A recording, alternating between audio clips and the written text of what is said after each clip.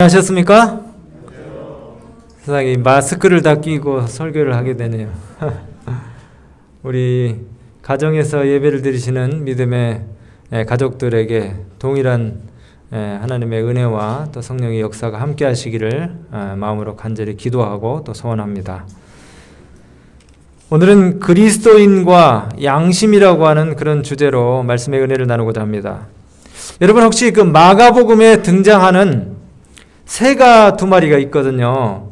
처음 등장하는 새와 마지막에 등장하는 새가 혹시 뭔지 아시겠어요? 물론 사복음서, 마태, 그 다음에 누가, 요한복음이 다 동일한데 이 복음서에 처음 등장하는 새와 마지막 등장하는 새가 있습니다. 뭘까요?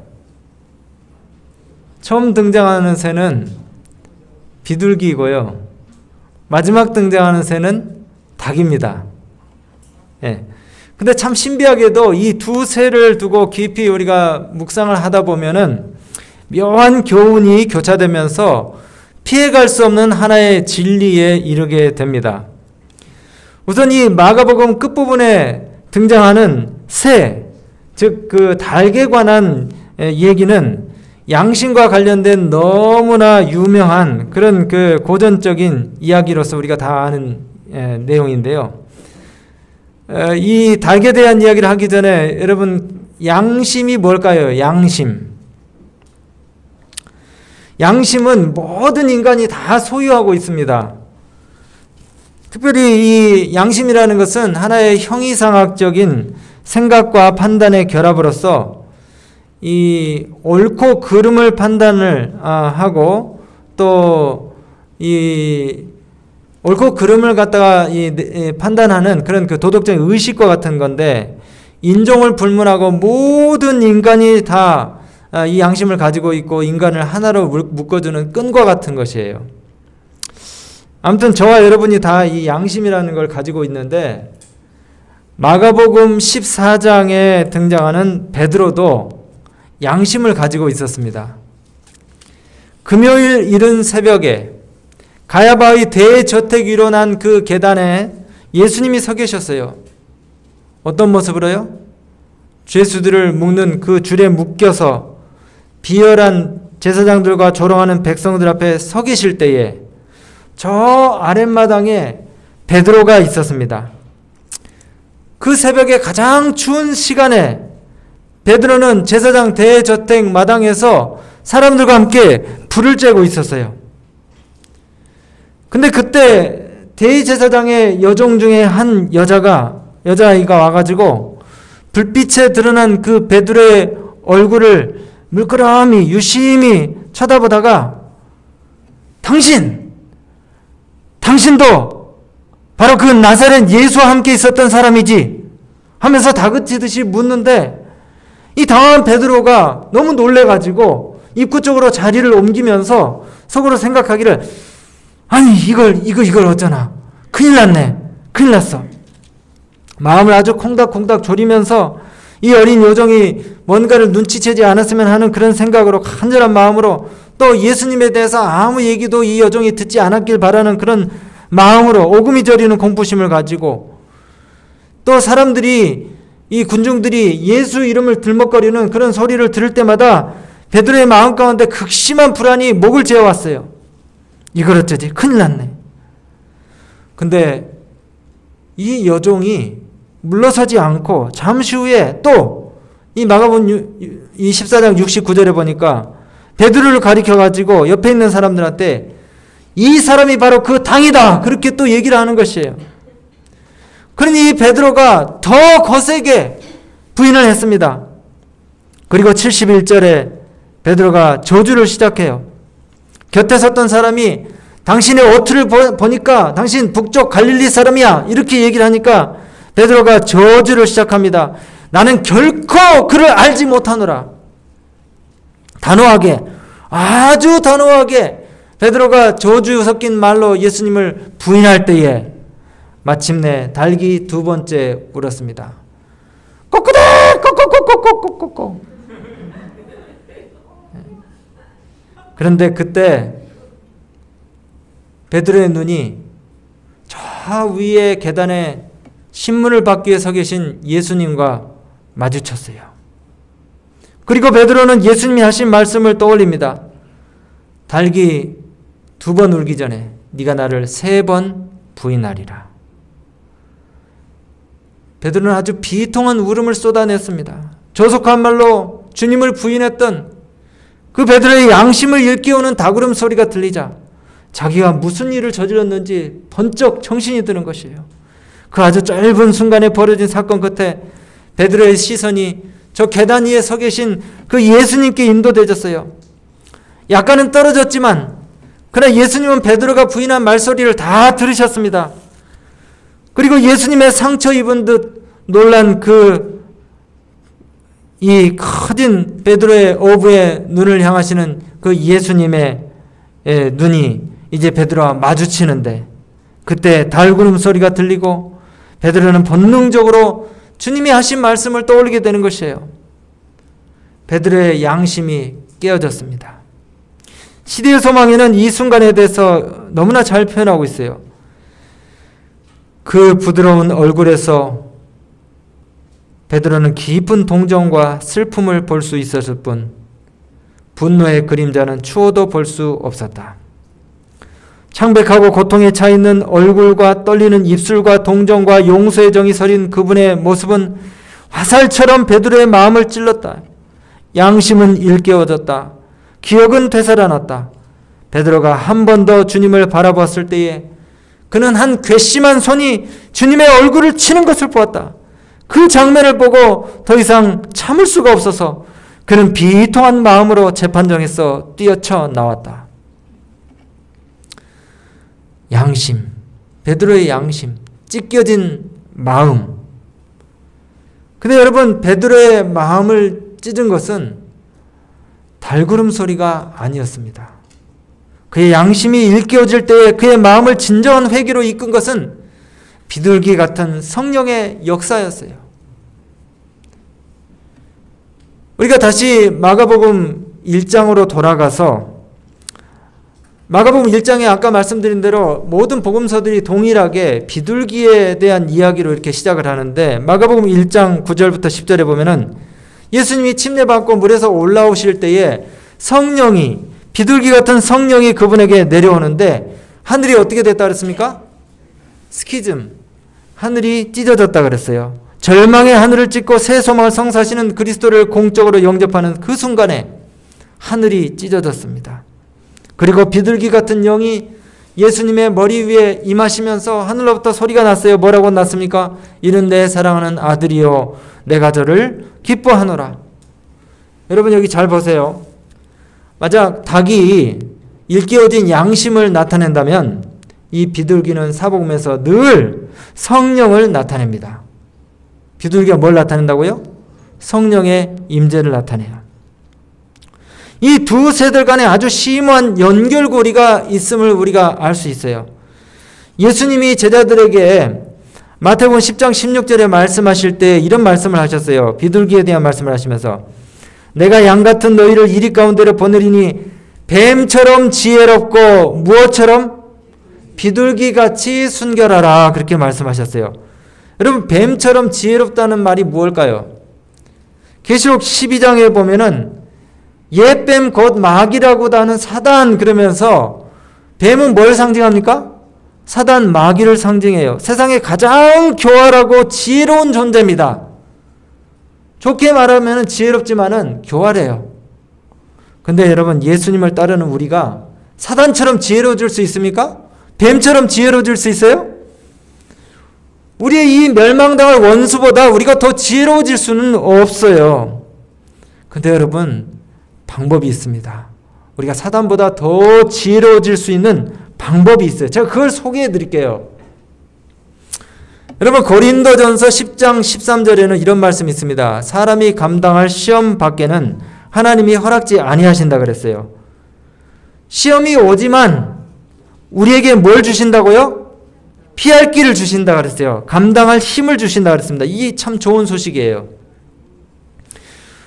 여러분들이 당면할 모든 시험, 어떤 시험일지라도 시험이 오기 전에 이미 다 주님께서 테스트를 해보셨습니다.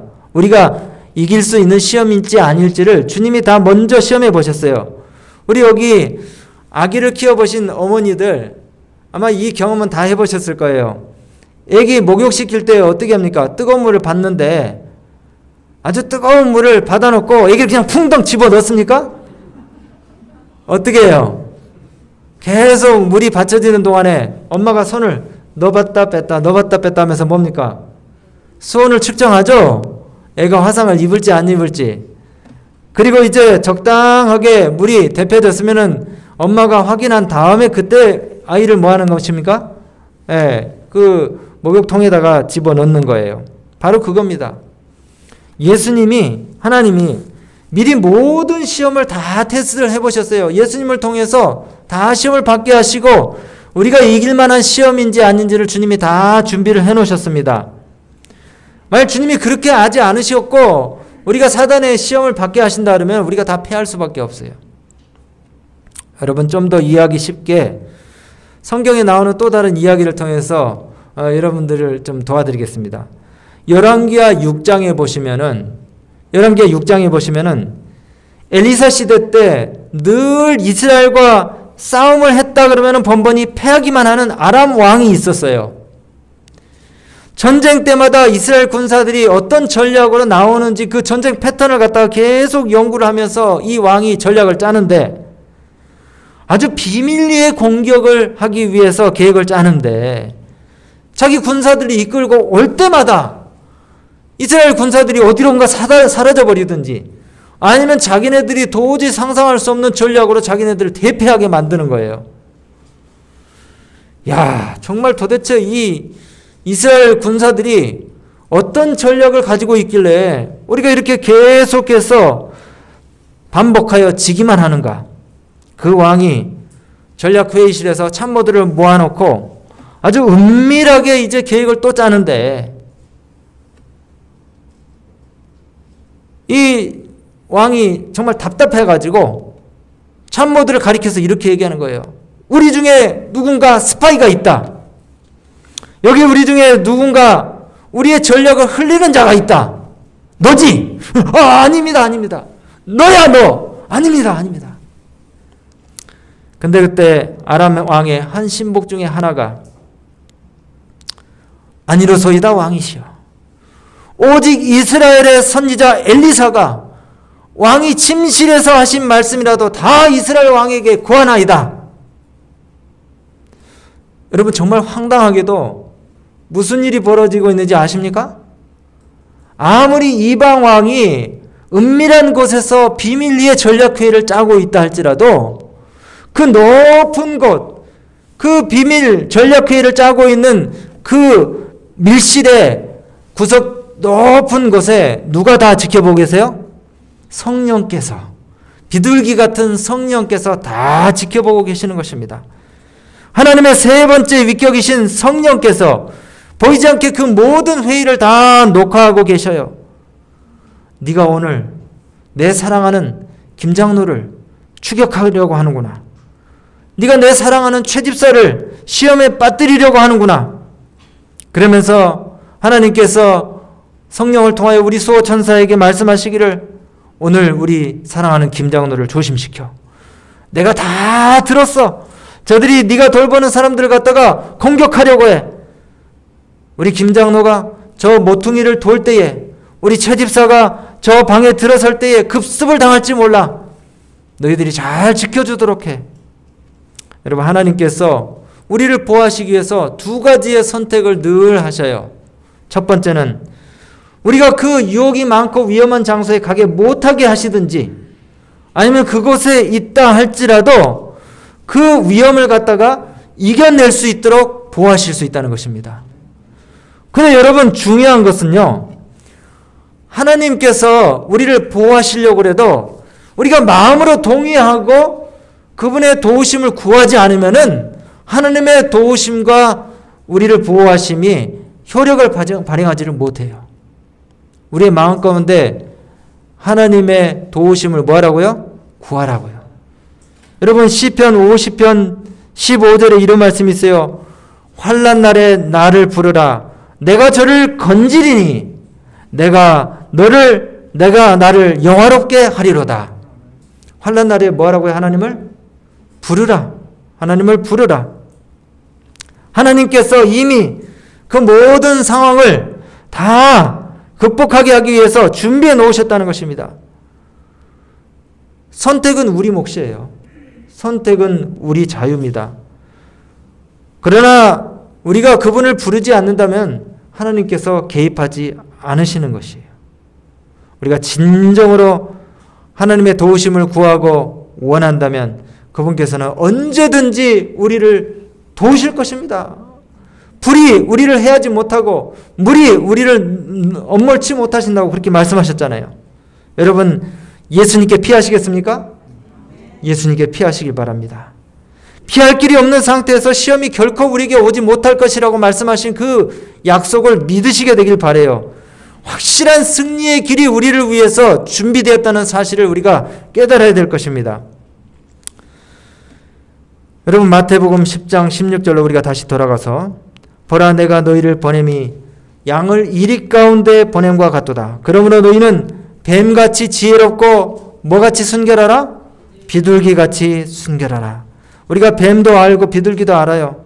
그리고 이 비둘기는 우리의 순결함을 보존해 주실 수 있는 성령님이시라는 사실을 우리가 지금 배웠습니다.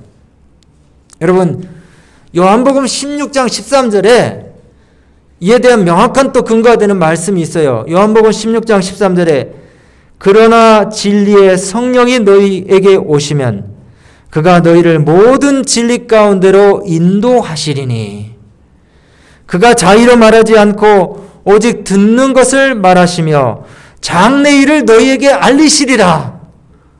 성령께서 우리의 위험을, 장래 일을 우리에게 뭐 하시라고요? 알리시겠다고 그렇게 말씀하셨어요. 여러분, 하나님께서는 여러분들을 너무나 돕고 싶어 하십니다. 그분께서 들으신 것을 우리에게 다 말씀하실 것이고 그분께서 적군의 군사 전략회에 들어가셔서 들은 것을 우리에게 가르쳐 주기를 원하셔요.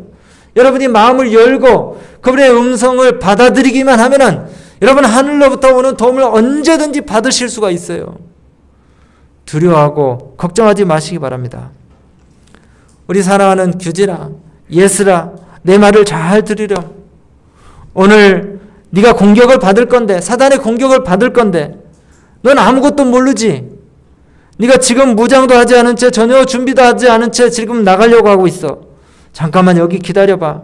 내가 너를 준비시켜 줄게. 사단이 너를 공격하려고 해. 여러분, 하나님께서 계속 우리에게 말씀하셔요. 네가 나와 함께 하지 않으면은 사단의 공격을 이겨내기가 어려워. 그러니 나를 듣고 내 음성을 듣고 나를 받아들이고 나와 함께 거하렴. 여러분, 이사야 30장 21절에 뭐라고 말씀하셨습니까? 너희가 우편으로 치우치든지 좌편으로 치우치든지 내 뒤에서 말소리가 내 귀에 들려 이르기를. 이것이 누구의 음성입니까? 내 뒤에서 말소리가 내 귀에 들려 이르기를. 성령의 음성이에요. 성령의 음성. 이것이 정론이 너희는 이리로 행하라 할 것이며. 여러분, 매 순간마다 성령께서 우리에게 음성을 들려주신 것을 위해서 감사하지 않습니까? 여러분의 양심의 세미한 소리로 주님께서 음성을 들려주셔요. 양심이라는 이 통로를 통해서 주님이 우리에게 음성을 들려주신다니까요. 모든 인간이 다 양심을 가지고 있어요. 아까 우리 교과 공부 시간에도 나왔잖아요. 예, 하나님의 성령께서 화인 맞지 않으면은, 돌처럼 딱딱하게 굳어지지 않으면은 계속해서 주님이 우리에게 양심을 통해서 음성을 들려주십니다. 비둘기에게 속한 내적 소리, 성령의 음성을 우리에게 들려주신단 말이에요.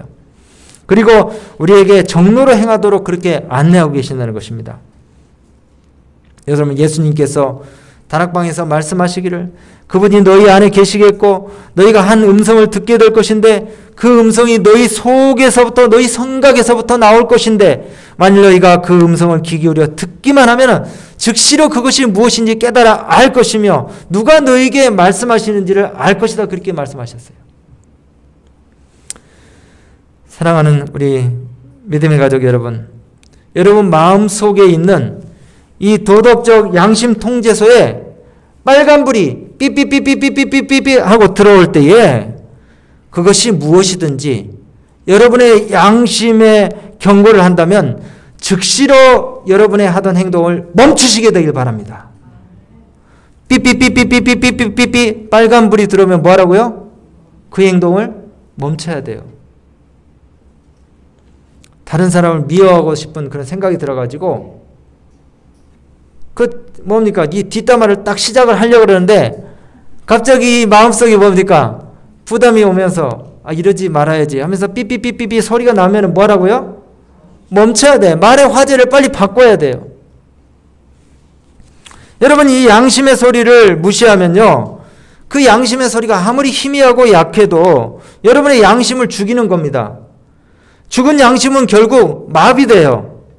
그리고 결국 모든 것을 우리가 잃게 되는 것입니다. 바울은 죽은 양심에 대해서 디모데전서 4장에 말씀하시면서 이 마비된 양심을 가리켜서 화인 맞은 양심이라고 그렇게 얘기했어요. 여러분, 양심이 비록 아주 희미하게 자극을 받는다 할지라도 여러분 절대로 여러분 그 도덕 양심 통제소에서 나는 그 소리를 무시하지 말게 되길 바랍니다. 양심에 관한 너무나 잘 그 표현된 구절이 여기 그 선지자의 글에 있어요. 우리는 옳고 그름에 대한 확신을 가지고 무엇이든지 하나님의 뜻이라고 믿는 바를 행하겠다는 결단을 갖게 하는 성령의 음성에 항상 순종해야 된다.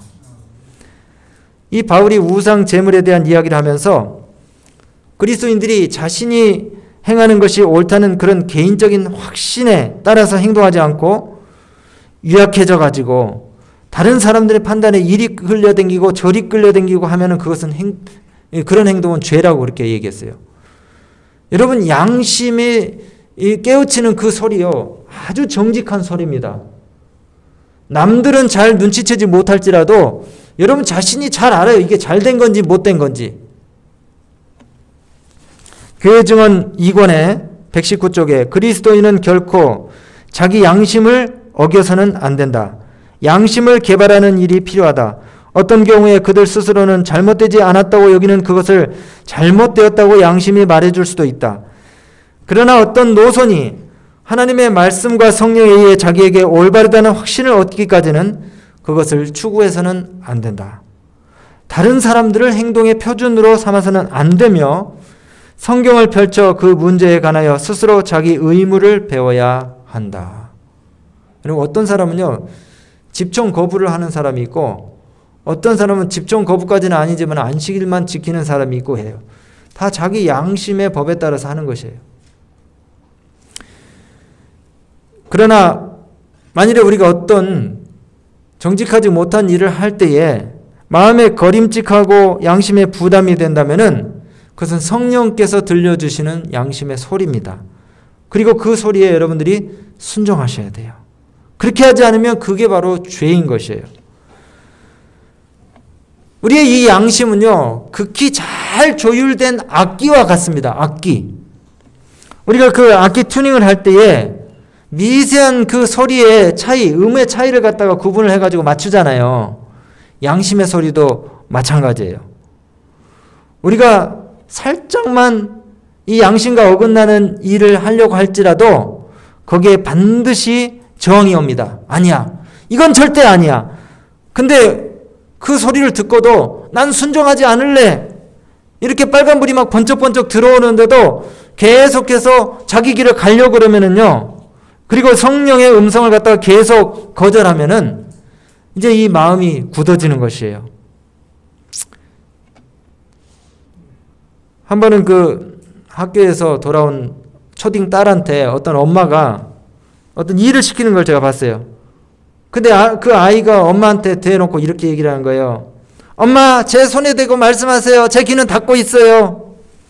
우리 애들이 서로 막 대화할 때 서로 듣기 싫은 소리 하면 안물, 안물. 들어보셨어요? 그러잖아요. 예. 엄마가 뭔가 좀 진지하게 얘기를 하는데 그냥 막 귀를 틀어막고 안 들려, 안 들려, 안 들려. 계속 얘기 안 들려. 이렇게 얘기하는 거예요. 못 들었어, 안 들었어. 자꾸 그러면은 우리 마음의 소리를 갖다가 우리가 계속 이런 식으로 무시를 하면은 마음이 굳어지고 양심의 화인을 맞게 됩니다, 여러분. 양심의 주파수가 더 이상 하나님께 맞춰졌던 것이 틀어져 가지고 나중에는요, 우리의 양심에 대고 호소하시는 하나님의 음성을 듣지 못하게 돼요. 그것이 바로 주님이 말씀하신 대로 용서받지 못하는 죄, 즉 성령을 거스르는 죄가 되는 것입니다. 우리가 계속해서 주님께 놓으라고 말씀하면 주님께서는 어쩔 수 없이 그래 알았다, 그래 알았다. 내가 정말 수천 번 너에게 말했지만 네가 계속해서 거부하니 나도 어쩔 수가 없다. 우리는 주님 안 들립니다. 저한테 아무리 얘기하셔봐야 저는 안 듣겠습니다. 계속 그러면은 주님도 어떻게 하실 수가 없는 거예요. 여러분, 비둘기 같은 성령, 달구름 소리로 일깨워진 이 양심, 이 두 가지가 우리 주님께서 우리에게 주신 선물인데 여기에 호소하시는 그 어떤 음성이 들려올 때 우리 모두가 순종하시게 되기를 간절히 바랍니다. 저는 이제 말씀을 정리하면서 여러분 다시 말씀드리지만 정말 세상의 쓰레기 같은 것들을 우리가 보면서 또 소리를 들으면서 또 말로 범죄하려고 할 때에 우리의 마음 가운데 들려지는 그 세미한 성령의 음성에 여러분들이 귀 기울이시게 되기를 간절히 바랍니다. 우리가 더 그냥 막 세속적인 음악을 더 틀어놓고 주님 안 들려요, 듣기 싫어요, 계속 그렇게 해서는 안 되는 것이에요. 주님, 오늘 또 제게 바른 양심을 주시고 성령의 침례를 받게 하소서. 제가 이 비둘기 같은 성령의 음성, 제 양심을 일깨우는 달구름 소리를 듣기를 원합니다. 제가 해로운 장소와 놀이와 음식을 피하고 해로운 생각을 하지 않고 해로운 말을 하지 않고 정말 제 경쟁자를 미워하는 마음들을 다 버리고 주님 앞에 순결한 심령으로 나아가기를 원합니다. 이렇게 우리가 기도해야 될 것이에요. 제 마음 가운데 정말 죽도록 미운 그 사람에 대한 증오심이 생길 때에 제 마음에 붉은 경고등이 번쩍거릴 때에 제 마음에 양식적인 부담들이 왔을 때에 주님 앞에 순종하고 그 사람을 사랑하고자 하는 마음을 얻기 위하여 기도하겠습니다. 이렇게 우리가 마음으로 소원해야 되는 것이에요. 여러분, 다윗은 시편 51편 1절에 이렇게 말씀했습니다. 주의 성신을 제게서 거두어 가지 마십시오. 저를 새롭게 해주시고 비둘기 같은 성령을 제 마음 가운데 보내주셔서 주의 성신을 제게 거두지 마시옵소서. 그렇게 다윗이 고백했어요. 오늘 이 기도가 더러는 한 주간 동안 여러분 삶 속에서 주님께 드리는 간절한 기도의 또 다른 제목이 되시기를 간절히 바랍니다. 우리 모두가 구하셔야 돼요. 우리가 우리의 육신대로 가고자 하는 길을 억지로 가려고 하지 말고 성령께 계속해서 구하면서 성령의 세미한 음성에 귀 기울이면서 진리로 인도하는 그분의 음성에 우리가 순종해야 되는 것입니다. 그렇게 하게 될 때에 베드로처럼 그렇게 비통하고 쓰라린 울음을 우리가 울지 않고 주님과 함께 거하면서 주님께서 인도하시는 그 섭리의 우리가 따라가며 기뻐할 수 있는 것입니다. 하나님의 축복이 우리 모두 함께 하시며 더나는 한 주간 동안도 성령의 인도하심을 따라 행하는 우리 모든 믿음의 가족들 되시기 바라면서 말씀을 마치겠습니다.